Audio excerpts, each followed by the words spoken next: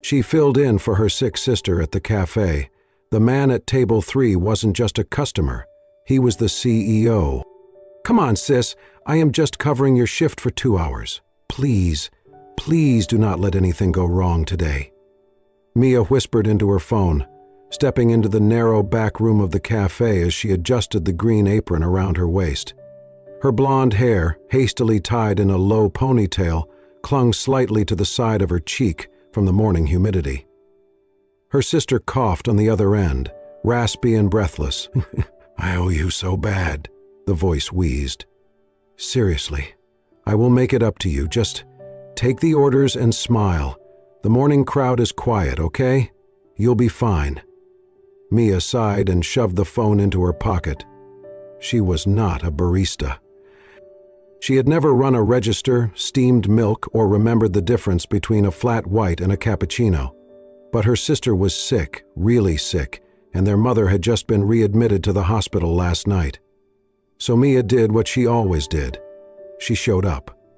10 minutes in, she had only fumbled 2 drinks, miscounted change once, and burned her fingers trying to grab a croissant from the oven. Not a disaster, she figured, until she got to table 3. The order had been a simple black coffee, no sugar, no milk, no nonsense. The man sitting there had not looked up once since she brought it to him. He was in his late 30s, maybe early 40s, with dark hair and a sharp jawline, sleeves rolled just enough to show a dark watch on his wrist. Headphones hung loosely around his neck, not in his ears. He was typing intensely on a sleek silver laptop. Mia tried to be careful, she really did. But her elbow nudged the corner of the tray as she cleared an empty plate, and in one horrifying instant, the full cup of coffee tipped.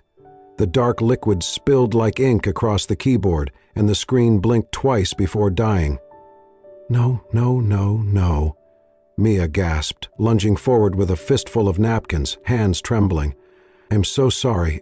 Oh God, I'll pay for the repair. I will, whatever it costs. The man paused. Then he calmly closed the lid, took a folded cloth from his coat pocket, and began wiping the keyboard. "It's just coffee," he said, voice quiet, low. "I've spilled worse." He did not raise his voice, he did not flinch, he did not even meet her eyes. Mia froze, holding a wad of wet napkins like a child caught in a storm.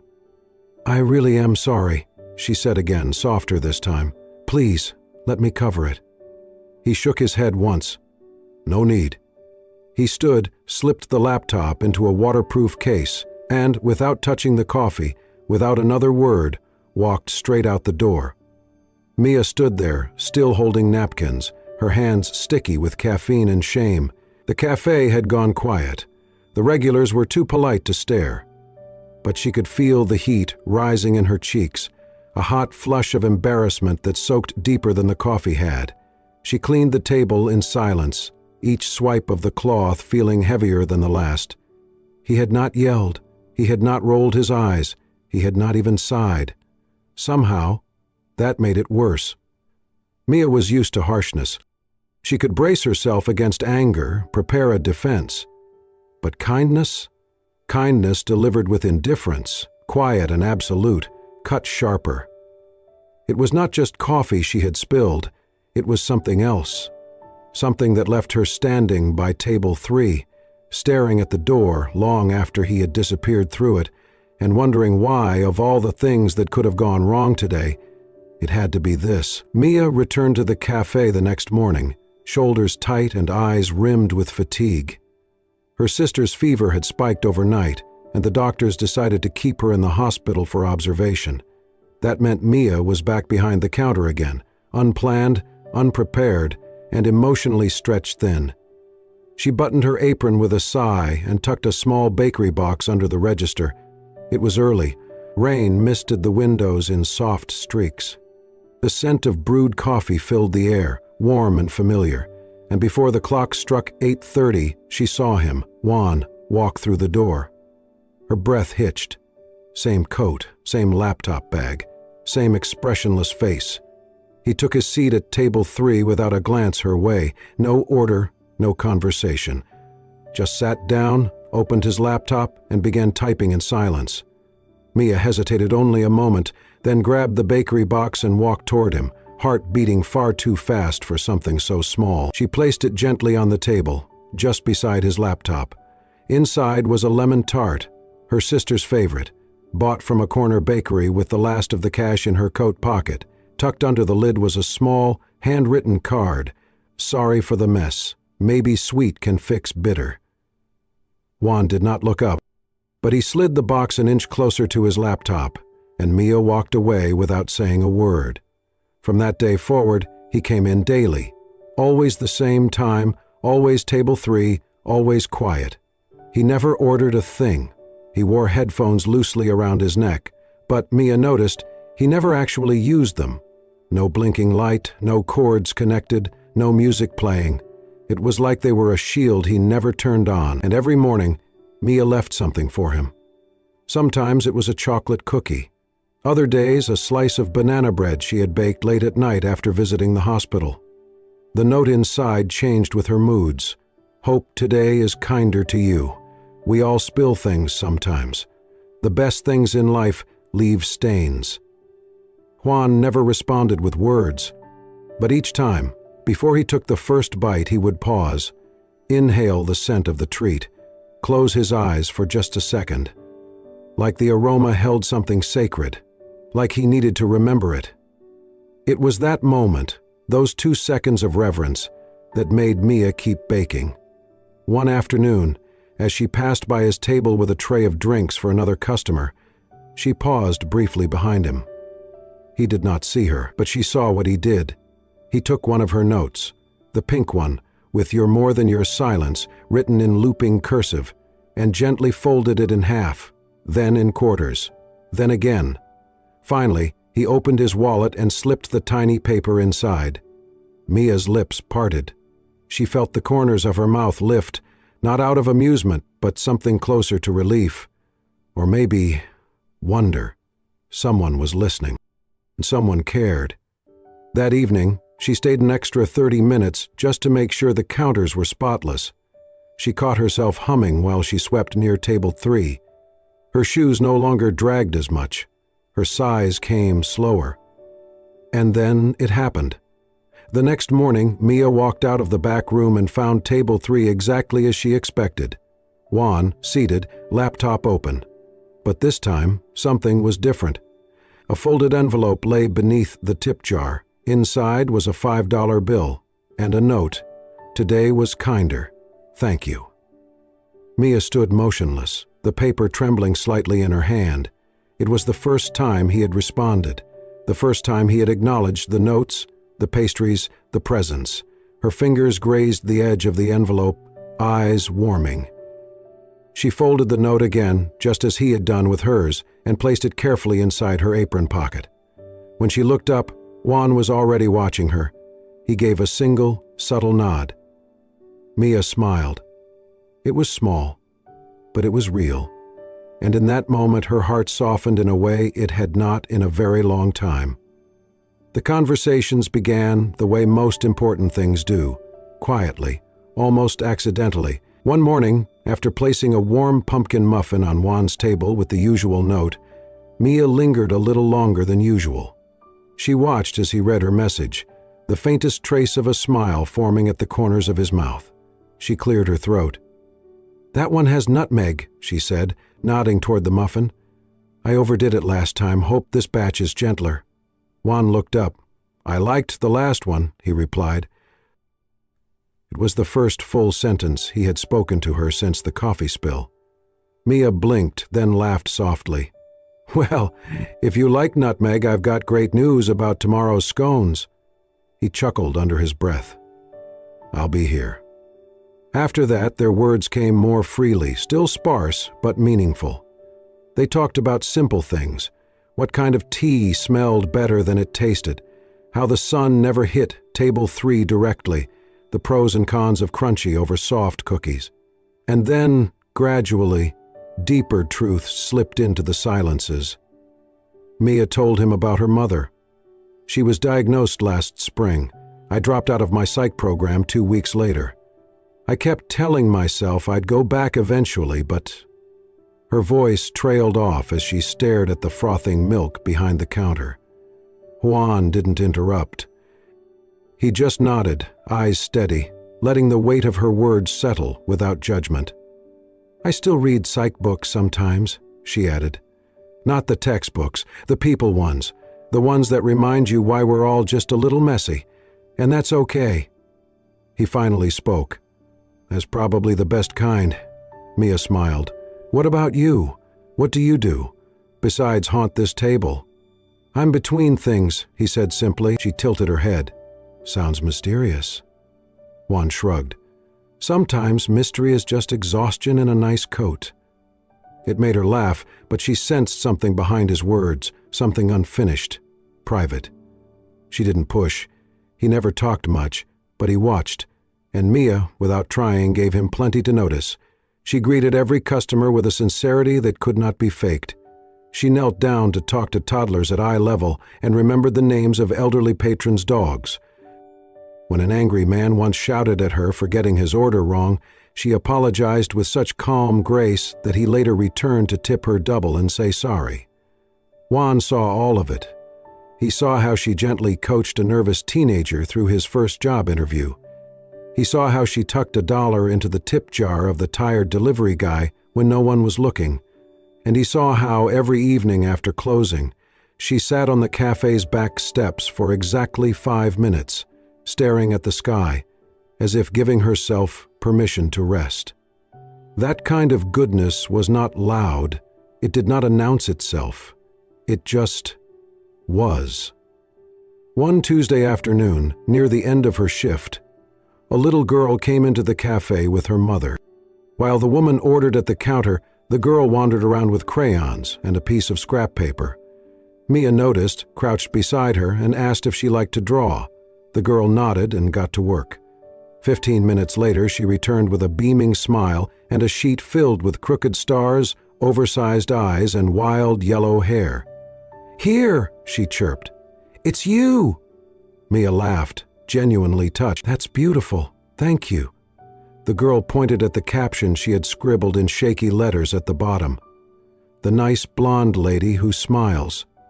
She ran back to her mom, giggling, leaving Mia holding the paper like it was something sacred.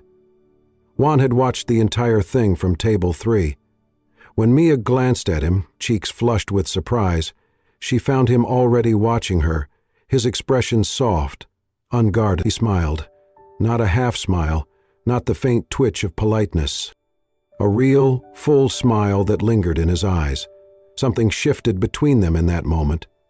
It was not dramatic, not fireworks or violins, but something old inside Juan, something silent and tired had stirred.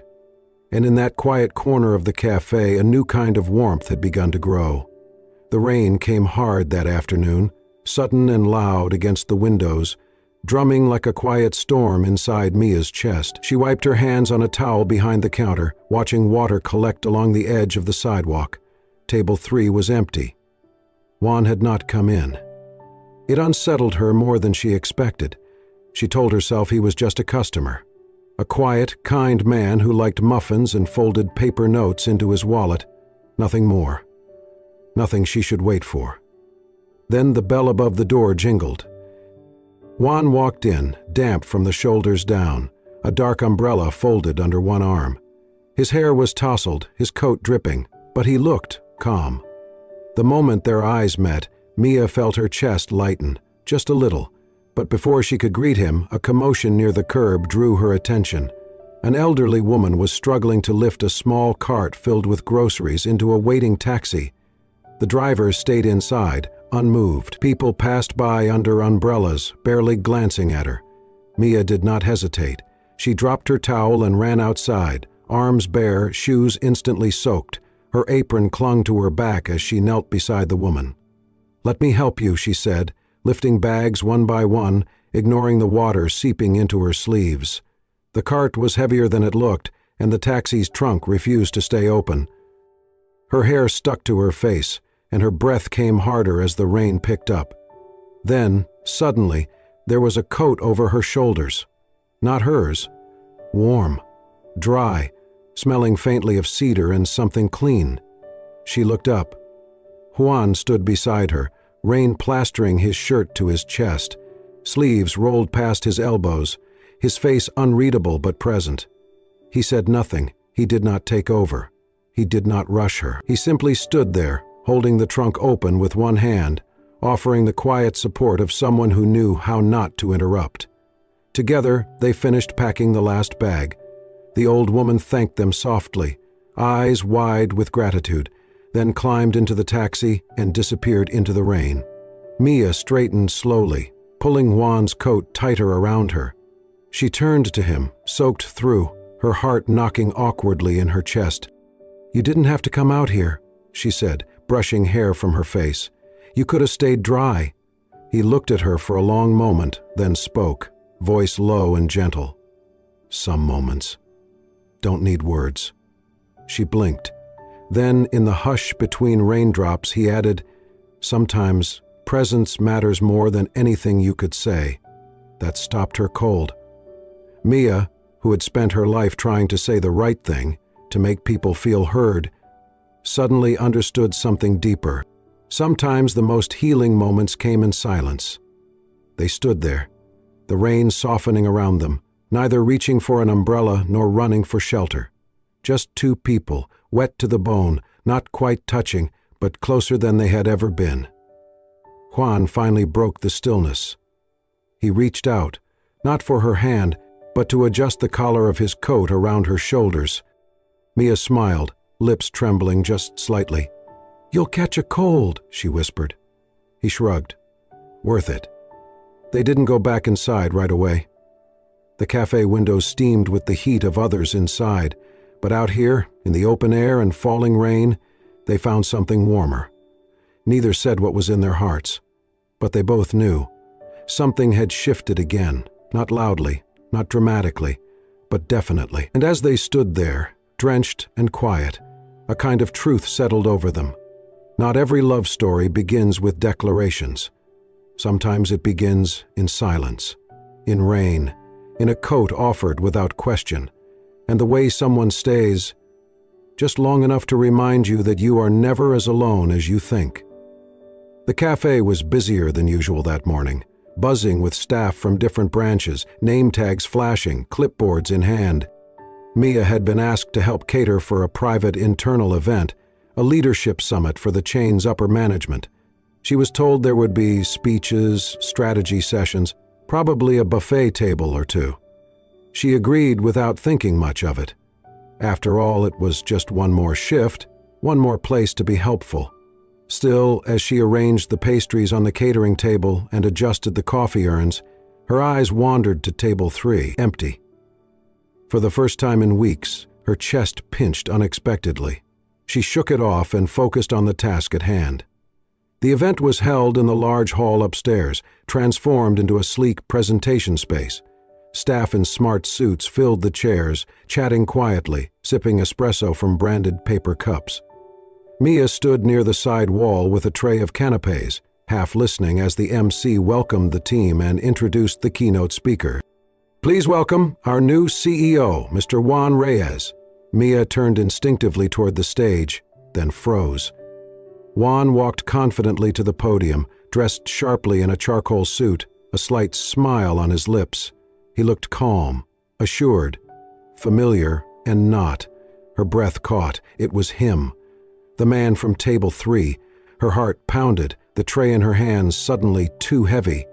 Her mind reeled through the past few weeks, the silence, the folded notes, the coat in the rain, the muffins, the conversations about tea and cinnamon, the quiet, careful trust that had grown between them.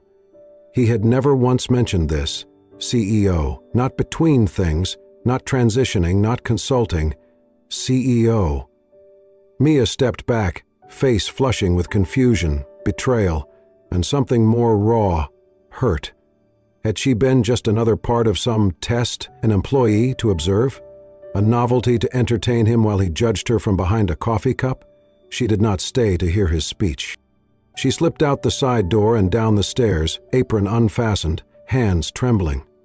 Back in the empty kitchen, she gripped the edge of the counter and took slow, deep breaths. She hated crying at work. Later that day, after the event, Juan came looking for her. She saw him through the narrow office window. He scanned the room slowly, his eyes landing on her for the briefest moment. But she turned away before he could step closer. She left early. He did not follow. The next morning, table 3 was empty again, and the next, and the next. A week passed in silence. Then, on a rainy Thursday, Mia found a letter on the counter, slipped under the box of tea bags. Her name was written in bold, neat handwriting on the envelope. No stamp, no return address. She opened it slowly. Inside was a short note, written in the same hand as every folded napkin from her past deliveries. But this one was different. Mia, I owe you more than an explanation, but I will start here. I never came for the coffee. I never stayed for the pastries.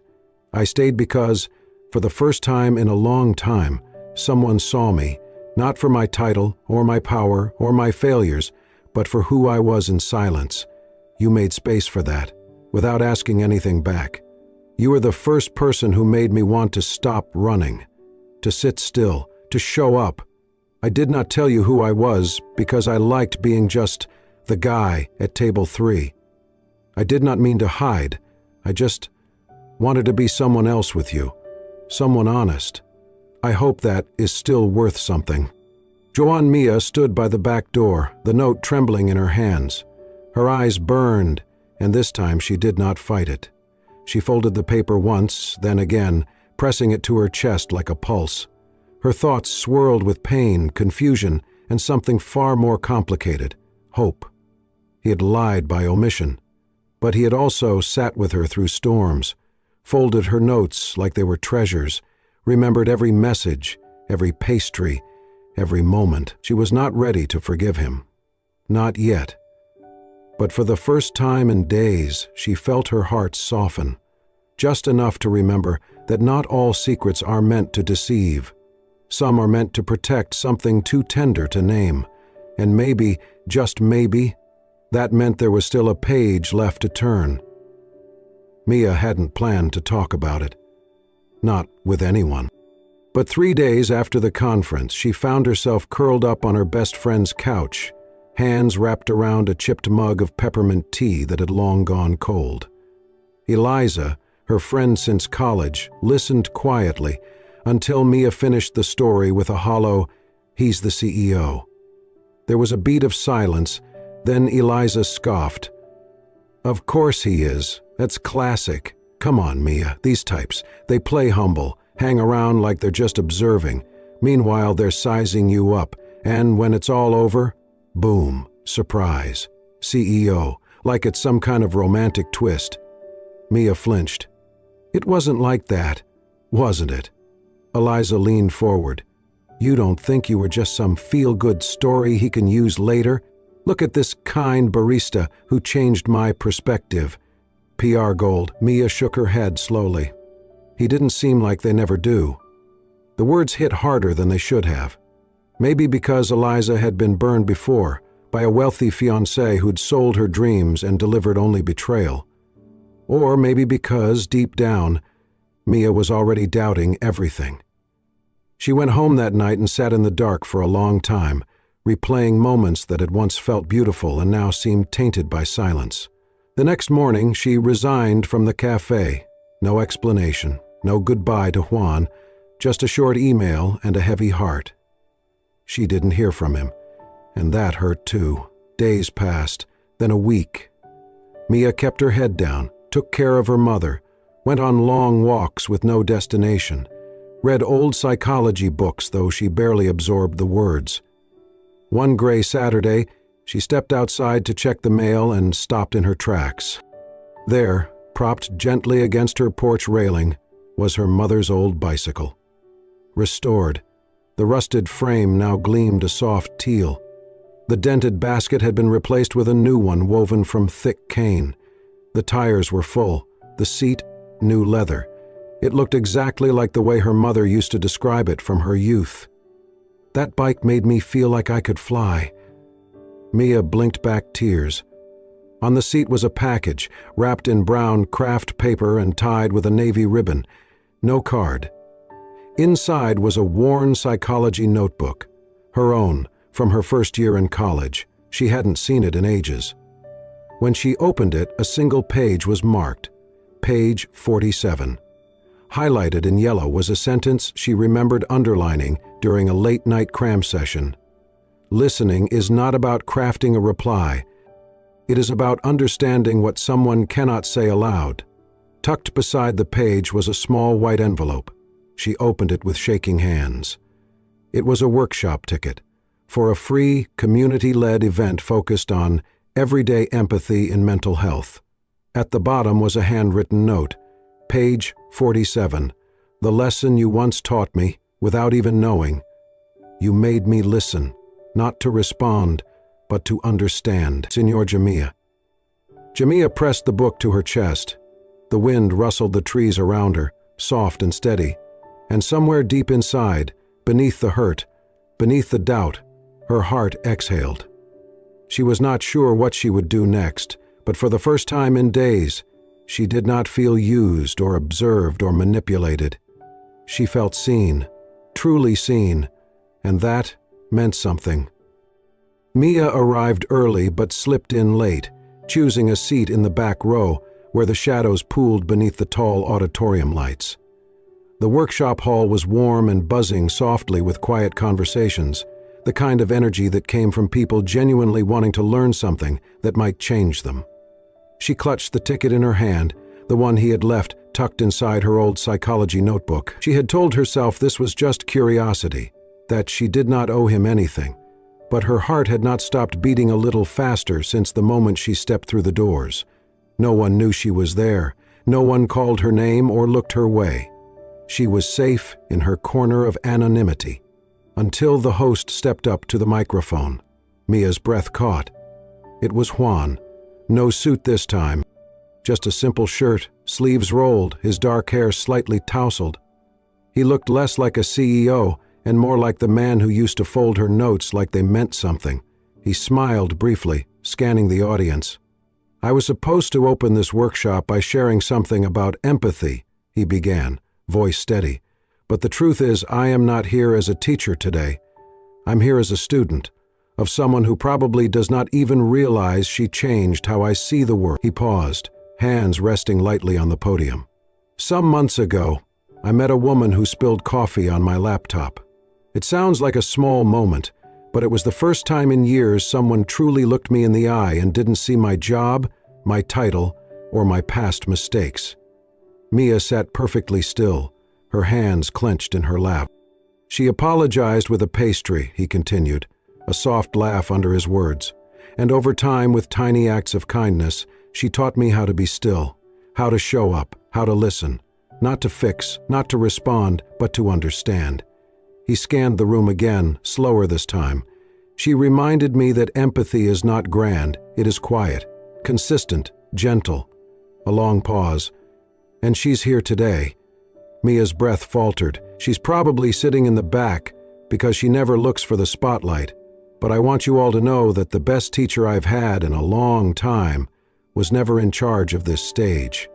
She was behind the counter, in the rain, folding notes and offering muffins to a man who had forgotten how to be still. The audience began to applaud, warm and soft. Juan stepped back from the microphone. He did not try to find her in the crowd. He just smiled once more and left the stage. After the workshop, people mingled, exchanging notes and emails, but Mia stayed in her seat. She needed a moment. Then he appeared, quiet as ever, standing at the end of her row. She looked up slowly. Juan didn't ask how she was. He didn't reach for her hand. He didn't say anything rehearsed. He just met her gaze and said gently, "If you still remember me, if you have room for someone who's still learning, would you meet me back at table 3? Mia stared at him, lips parting just slightly, and then, after a long, breathless silence, she smiled. It was a quiet Thursday morning when Mia walked back into the cafe. Nothing had changed. The gentle hum of the espresso machine, the low chatter of early customers, the same soft jazz playing from the corner speaker. But everything felt different. Her heart thudded softly as she glanced toward table 3. He was there.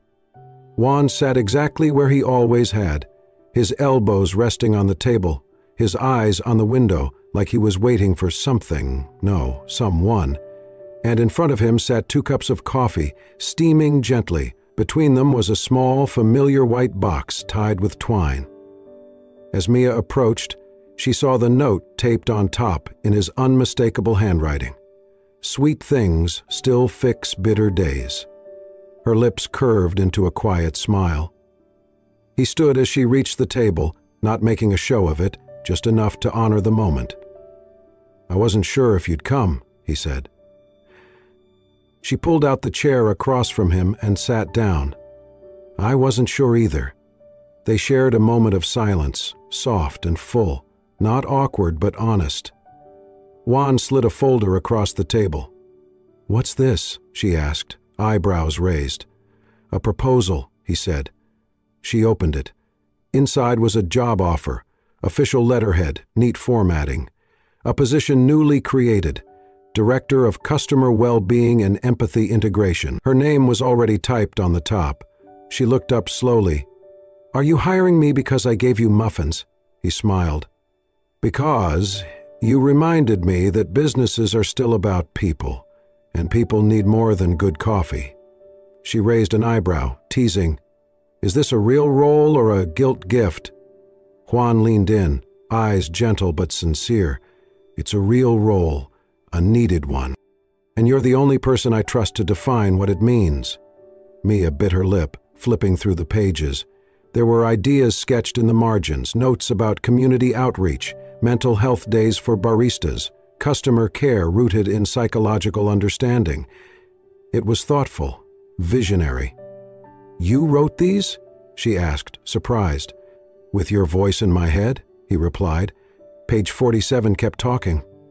She laughed softly. Then, with a playful tilt of her head, she asked, "So, this is a job interview?" Juan shook his head, smile widening.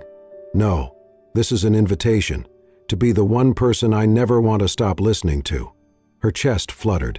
She looked at the coffee in front of her, the pastry box, the man who had gone from stranger to constant, from silence to presence. Mia reached into the box, pulled out a small lemon tart, and broke it in 2. She handed him one half. "Sweet things fix bitter days," she said, echoing his note. He took the pastry, touched by the symmetry of it all.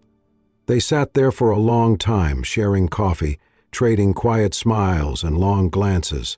No grand declarations, no fireworks, just 2 people choosing to stay, to listen, to begin again, right where it all started. As the cafe buzzed around them, time slowed. The past had been messy, the future uncertain. But in that moment, at table 3, something whole was being written. One sip, one word, one silent promise at a time. Thank you for watching this heartwarming journey of healing, presence, and love that began with a spilled cup of coffee and unfolded at table 3. If this story stirred something in your soul, reminded you of the power of kindness, or simply made you believe in slow, quiet love again, please don't forget to like, share, and subscribe to Soul Stirring Stories. Here, we bring you real emotions, gentle lessons, and tales that stay with you long after the screen fades to black. Join our community for more stories that don't just entertain, but touch the heart. See you in the next story. Until then, keep believing in small beginnings.